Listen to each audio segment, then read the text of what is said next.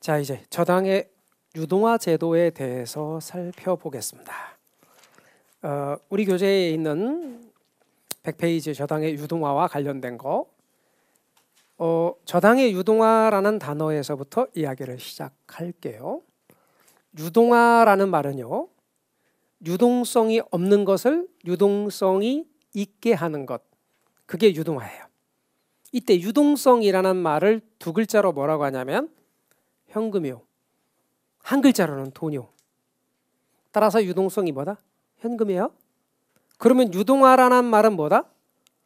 현금화를 가리키는 거예요. 그래서 앞으로 유동성이 없다는 말은 현금화가 어렵다는 얘기예요. 그런 것을 현금화가 좀 쉽도록 바꾸는 게 유동화예요. 그럼 어떻게 그렇게 할 수 있느냐? 자산의 유동화라 해서 부동산처럼 유동성이 떨어지는 것을 증권화를 통해서 유동성이 높게 만드는 거예요. 그래서 여러분, 부동산처럼 유동성이 낮은 자산을 유동성이 높은 자산으로 바꿔놓는 걸 뭐라고 한다? 자산의 유동화라고 하는데, 근거가 되는 법률이 자산 유동화에 관한 법률이에요. 이 자산 유동화에 관한 법률에서는 증권화를 통한 유동화만을 인정합니다. 그러면 예를 들면 부동산, 매출채권, 대출채권, 예컨대 여기서 대출채권이란 주택주당 채권, 이런 것들 모든 자산을 기초로 하여 발행되는 증권을 뭐라 부르냐면 ABS라고 합니다. 이 ABS를, 이게 A가 에셋이거든요. 자산, B는 팩트, 담보한다는 뜻이고, S는 증권이니까 직역하면 자산담보부 증권이 돼야겠으나 이 법률에서 얘를 부르기를 자산유동화증권이라고 불러요. 그러니까 방금 제가 말씀드렸던 것 N은 부동산, 매출채권, 대출채권, 즉 주택주당 채권 등 모든 자산을 기초로 하여 발행하는 증권 ABS라는 것이 있어요. 그래서 부동산을 저렇게 증권화해요. 그러면 그것은 그만큼 증권화했기 때문에 부동산 가치 규모가 큰 것은 돈이 이렇게 많이 필요하니까 그걸 살 사람들이 적지만 저걸 증권화해서 나눠 놓으면 많은 사람들이 쉽게 살 수 있고 현금화도 그만큼 쉬워지겠죠. 그래서 증권화를 통해서 유동화가 가능하다. 또한 저당의 유동화는 자금을 빌려주고 A은행이 돈을 빌려주고 저당권을 아까 설정한다 그랬죠. 이렇게 설정된 저당권을 어떻게 현금화할 거냐 하는 게 저당의 유동화의 핵심이에요. 그 저당권 자체를 상품처럼 유통시키는 거예요. 어떻게 해서 좀 이따가 제가 저당시장의 구조를 설명하면서 알려드리겠지만, 이때 발행하는 증권을 주택저당증권 MBS라 그래요.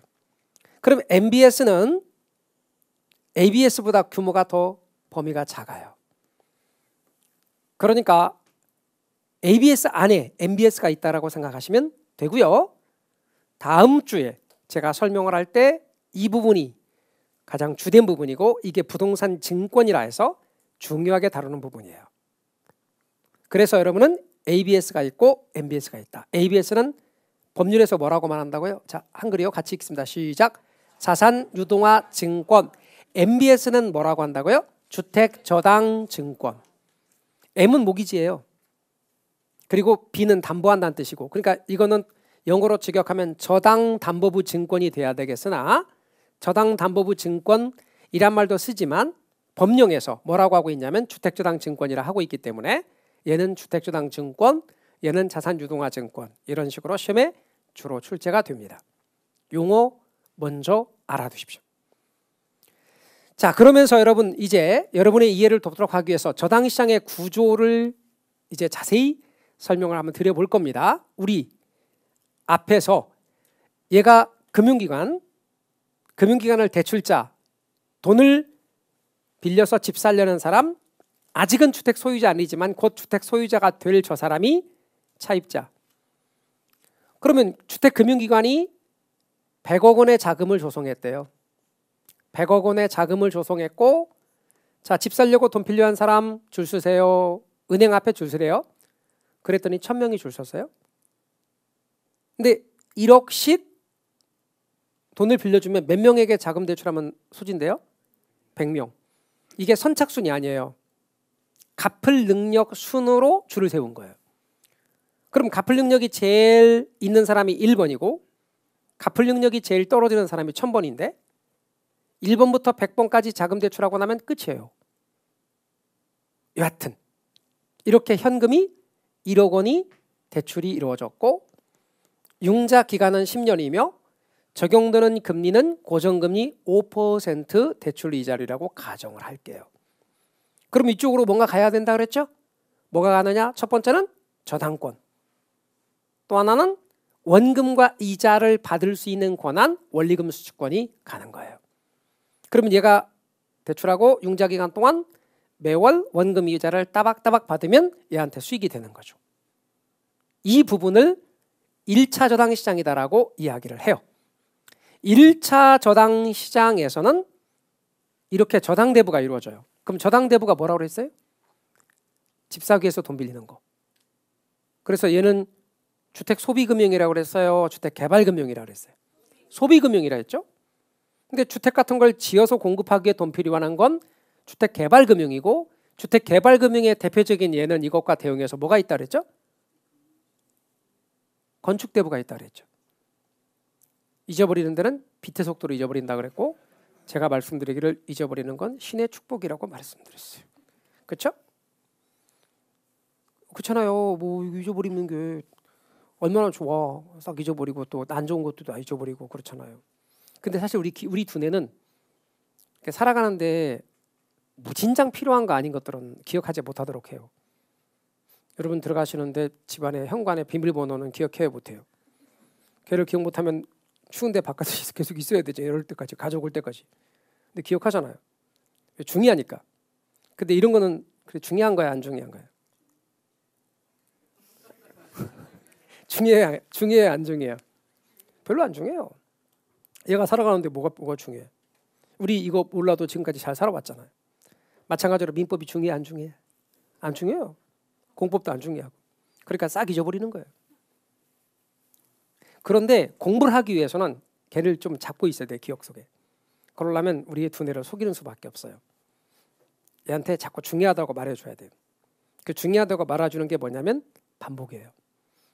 그러다 보면 단기 기억이 장기 기억화 된다고 말씀드렸어요. 그래서 자꾸 반복하시는 수밖에 없어요.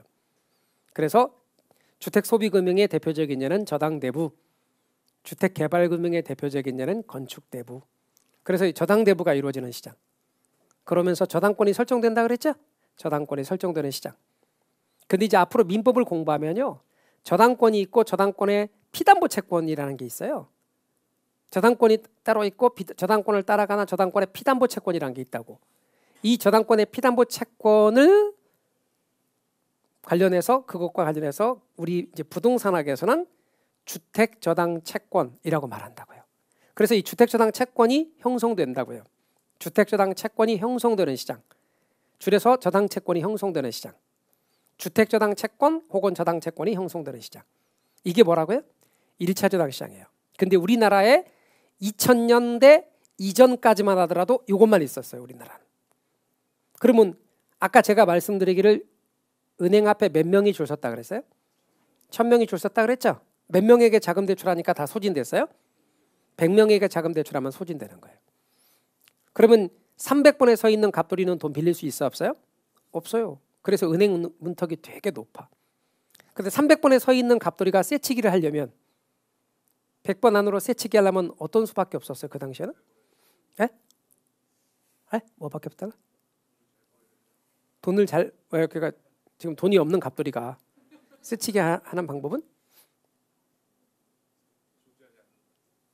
옛날에는요. 그래서 뭐냐면 돈이 있거나 아니면 백이 있어야 된다 그랬어.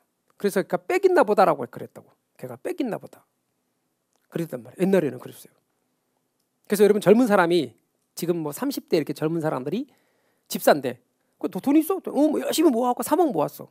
얼마짜리 살 건데? 7억짜리 살 거야. 그럼 나중에 4억 어떻게 할 건데? 은행에서 돈 빌리려고 그래.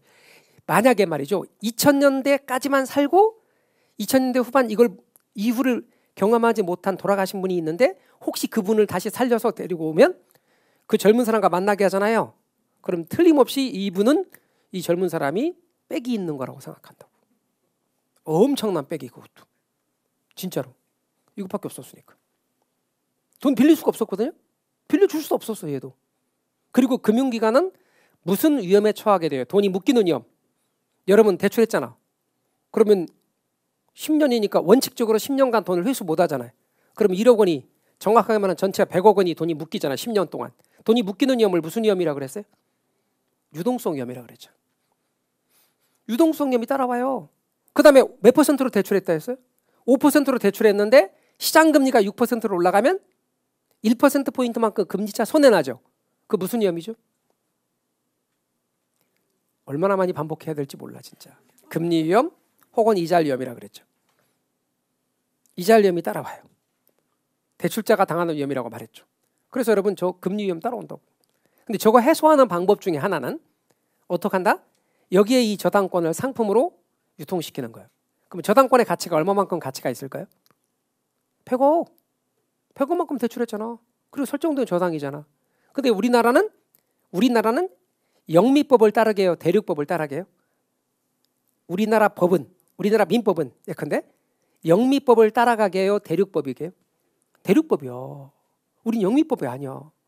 그래서 일본을 통해 들어온 대륙법이라고. 그러다 보니까 우리 민법에 일본 말이 그렇게 많다고. 그리고 일본은 대륙이라는 게 유럽에서 들어온 독일이라든가 이런 데서 들어온 그런 법에 기초하고 만들어진 법이라고요. 그런데 영미법에서는 저당권을 사고 팔지만 이 대륙법을 따라가고 있는 우리의 법에서는 저당권을 사고 파는 게 아니고 저당권의 피담보 채권을 넘기는 거라고. 그러니까 얘한테 뭘 넘긴다고? 채권을 매각한다고. 얼마치? 이를테면 전부 다 받았다면 100억만큼. 그럴 때 얘는 유동화를 담당하는 중개기관이라고요. 그럼 유동화를 담당하는 중개기관인 한국주택금융공사는 건물이 있다고, 대표이사도 있다고, 임직원도 있다고, 그런 걸 명목회사라 그래요? 실체회사라 그래요? 실체회사예요. 그리고 공사야. 그래서 만들어질 당시 정부를 대표하여 지금의 정부 조직으로 말하면 국토교통부가 자본금 1조, 한국은행이 자본금 1조 이렇게 해서 출원한 공사예요. 주택신용보증기금과 이후에 통합이 됐어요. 여기에서 뭐를 담당한다고? 유동화를 담당한다고.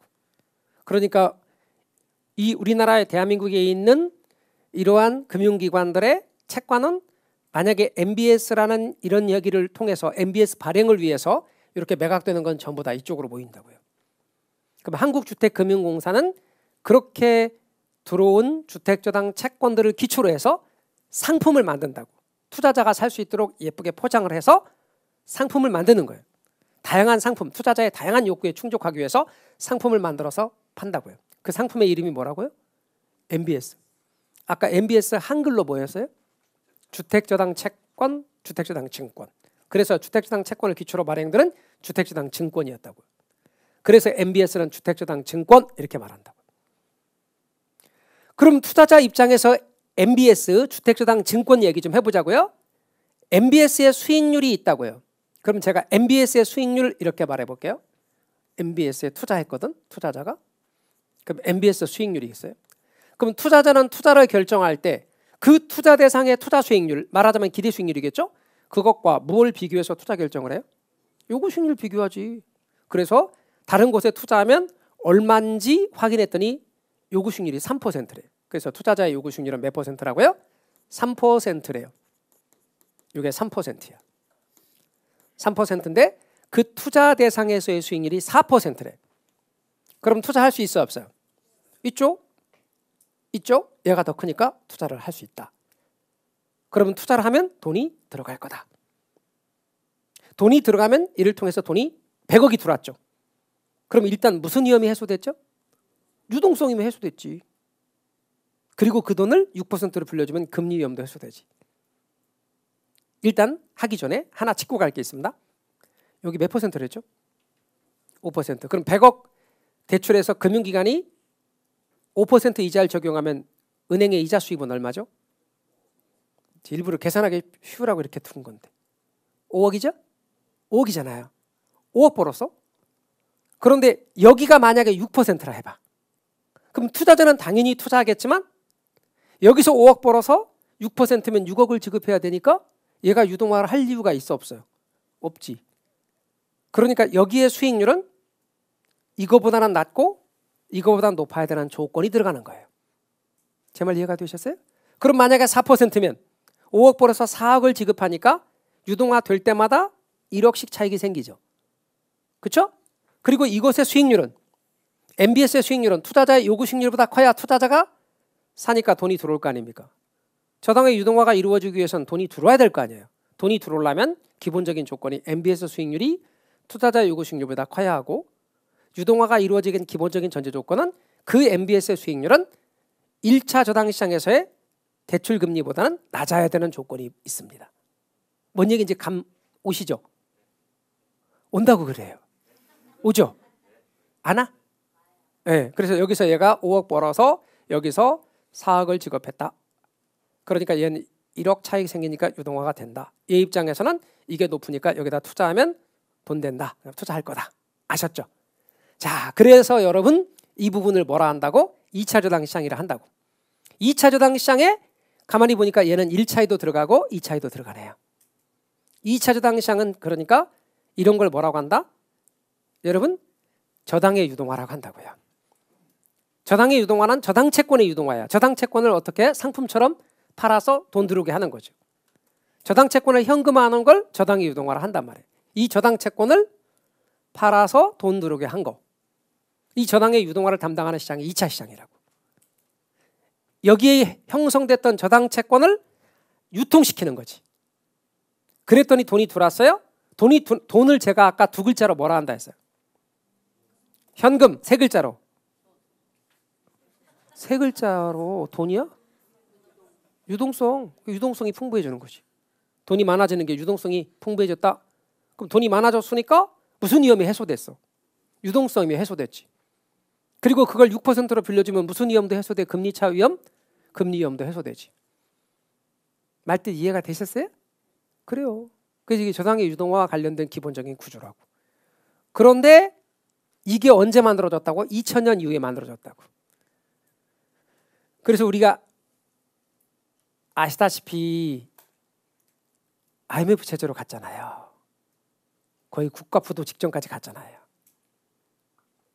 그리고 이것에 벗어나기 위해서 그 당시에 김대중 대통령의 대선 공약 중에 하나였다고. 이 제도가. 미국의 금융기법을 도입하겠다. 그래서 대통령 선거에 당선이 되고 나서 그게 98년 12월에 그 당시에는 대통령 선거가 있었으니까 당선되고 나서 1999년 9월 여야 합의로 국회에서 정기국회에서 여야 합의로 통과시킨 게 기왕이면 좀 더 포괄적인 ABS 제도를 도입하자. 그래서 자산 유동화에 관한 법률, 아까 그 법률이 만들어진 거예요. 그래서 그 법률의 근거에서 이런 저당의 유동화라는 이런 제도들이 도입되게 된 거죠. 그럼 2차 시장이 만들어졌네?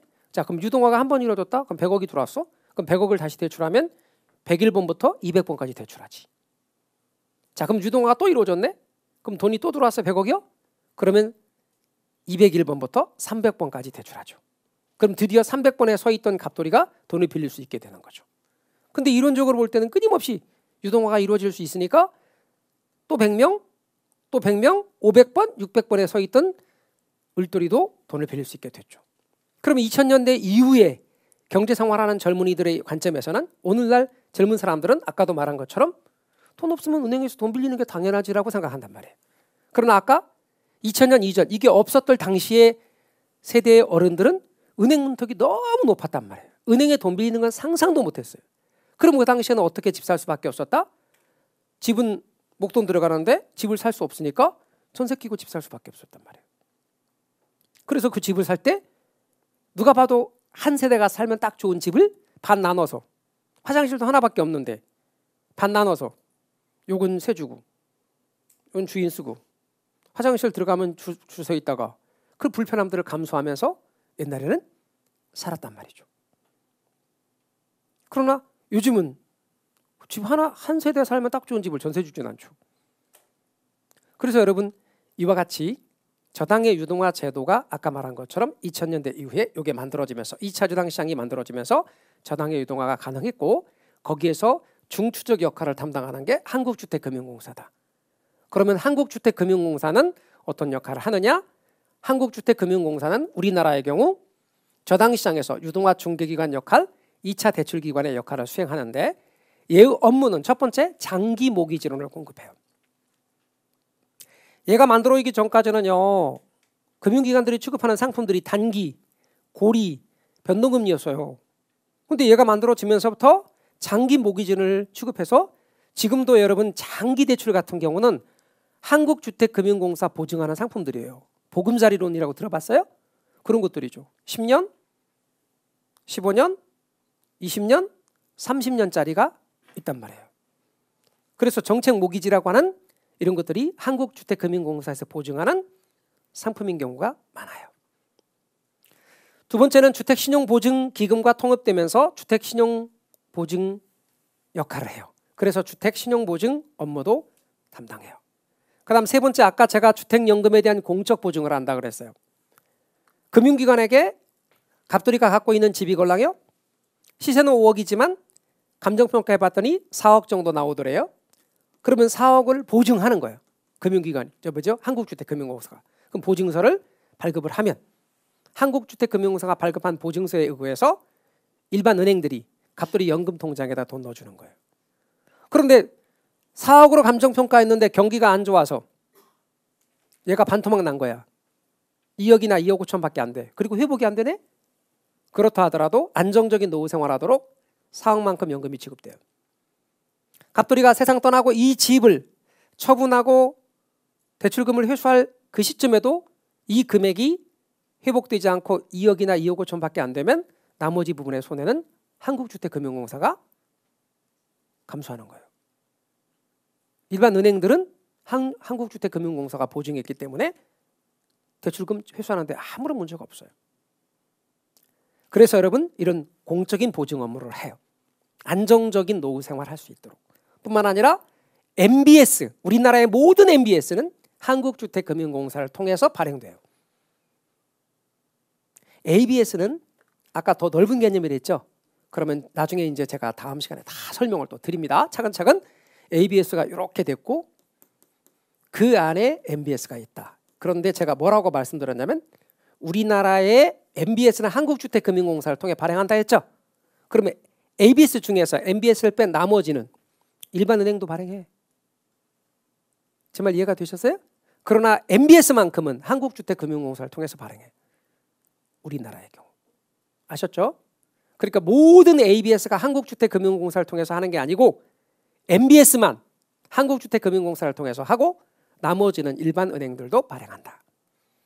그때 어떻게 발행하는지는 이제 앞으로 공부를 하게 될 거예요. 여하튼 중요한 건 이런 업무를 한다.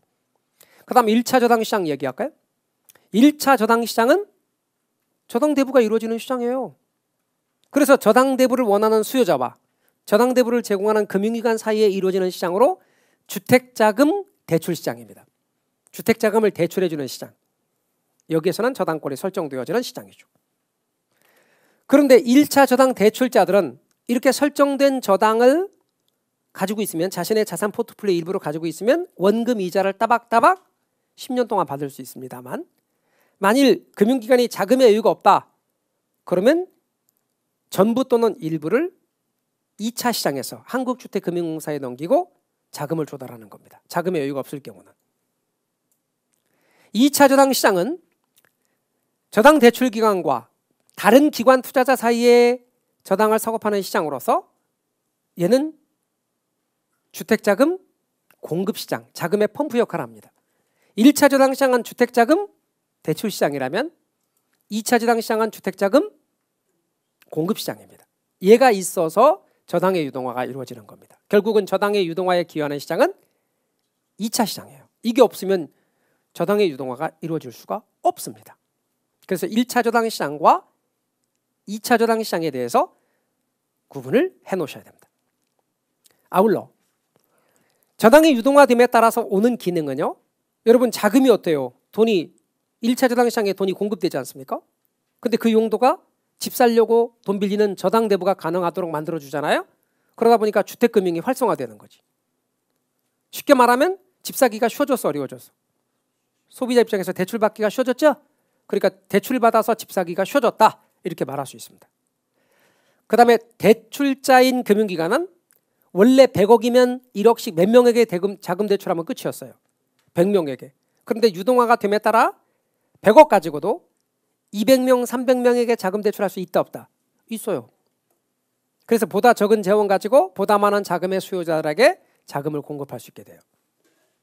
또한 저당이 유동화되기 전까지는 융자 기간이 10년이면 돈이 얼마 기간 동안 묶인다 했어요?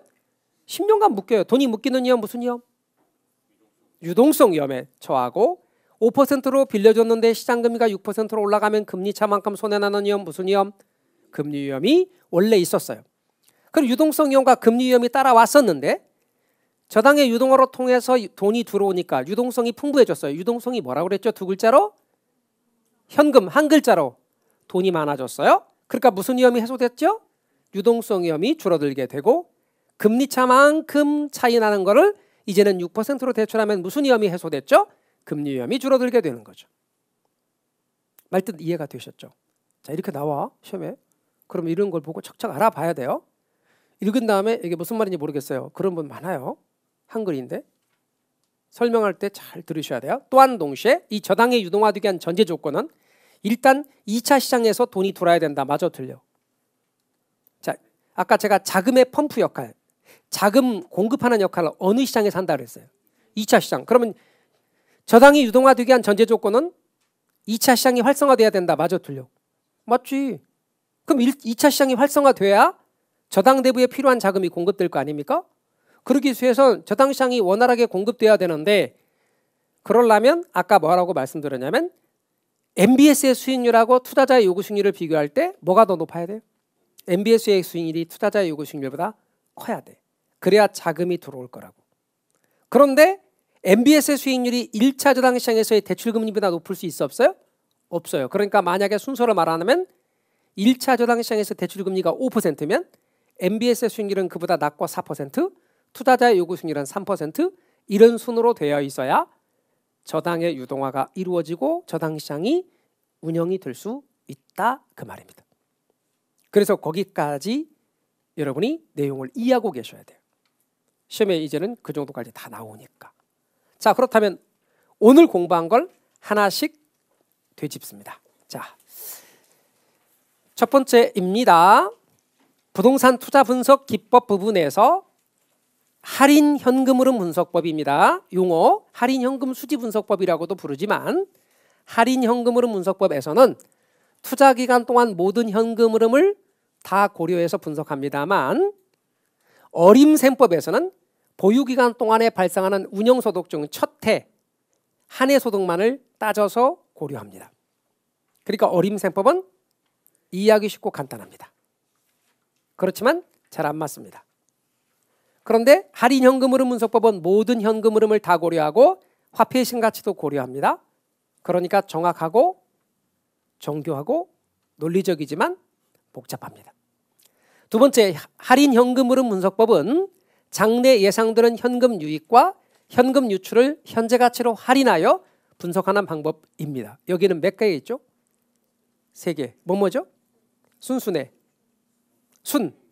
순현가법, 수익성지수법, 내부승률법이 있습니다. 세 번째, 순현가, NPV, 순현재 가치의 줄임말. 순현가란 투자로부터 예상되는 현금 유입의 현값에서 현금 유출의 현값을 뺀 금액입니다. 맞죠? 아울러 순현가법은 순현가를 뭐와 비교한다 그랬죠? 빼기니까 0과 비교하여 투자 결정하는 방법입니다. 5번의 순현가법에서 투자의 결정은 순현가가 0보다 크면 그 투자는 채택입니까? 기각입니까? 채택이고 순현가가 0보다 작으면 기각한다고 말씀드렸죠. 수익성지수법은 수익성지수를 뭐와 비교한다? 1과 비교해서 투자 결정한다 그랬습니다. 수익성지수는 나누기고 분수로 표시하게 되기 때문에 분자와 분모의 크기 비교는 1과 비교한다 그랬죠. 수익성지수는 투자로부터 예상되는 현금 유입의 현가합을 현금 유출의 현값으로 나눈 비율입니다. 그러니까 분자의 현금 유입의 현값, 분모의 현금 유출의 현값이 들어가는 것이죠. 이와 같은 세 번째 수익성 지수법에서 투자의 결정은 수익성 지수가 1보다 크면 수익성이 있는 것이고 현금 유입이 유출보다 큰 것이므로 투자를 채택하고 수익성 지수가 1보다 작으면 유입보다 유출이 크기 때문에 수익성이 없어서 투자를 기각합니다. 9번의 내부 수익률법은 내부 수익률을 요구 수익률과 비교하여 투자 결정하는 방법이고요.